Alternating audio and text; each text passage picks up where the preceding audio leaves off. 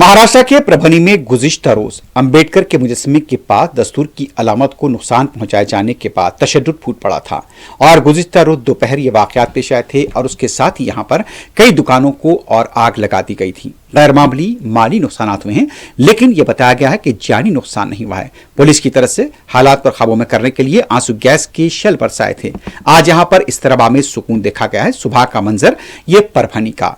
एक बार फिर बताते हैं कि परभनी में गुज़िश्ता रोज अंबेडकर के मुजस्समे के पास दस्तूर की अलामत को नुकसान पहुंचाया गया था और उसके साथ यहां पर तशद्दुद फूट पड़ा था। कई लोग एहतजाज करते हुए सड़क पर आए।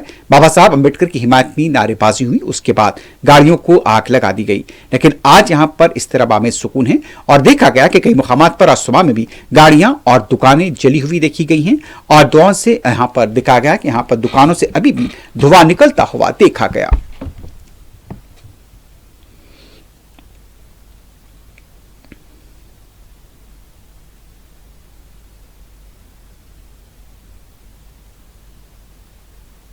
क्या यहाँ पे एग्जैक्टली हुआ था? एक 12 से 4 बजे की घटना है ये पूरी।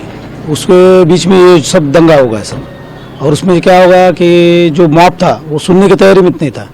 उन्होंने आए कि सीधा पहले तो बोले तो तोड़फोड़ चालू कर दिए। तोड़फोड़ चालू करने के बाद में 12 से एक तोड़फोड़ करे और दूसरा जो जत्था है उसमें उन्होंने क्या करे कि सीधा लॉक तोड़ना चालू कर दिए और लॉक तोड़ के उन्होंने क्या करे सीधा सामान फेंकना, सब नुकसान करना चालू कर दिए। पुलिस मौजूद थी तब यहाँ? पुलिस, एक लेडीज पुलिस थी, उन कुछ मार लगा तो उन्होंने भागते इधर आ गए थे। ज़्यादा पुलिस नहीं थी यहाँ, पुलिस कम थी बहुत। यहाँ तकरीबन कितने दुकानों का नुकसान हुआ है? यहाँ पे सब मार्केट का नुकसान है, ऐसा किसका नहीं बोल के नहीं, सभी नुकसान है। आपकी कौन सी दुकान है? मेरी ये सर शॉप है। आपका नाम? मेरा अतुल भटकर।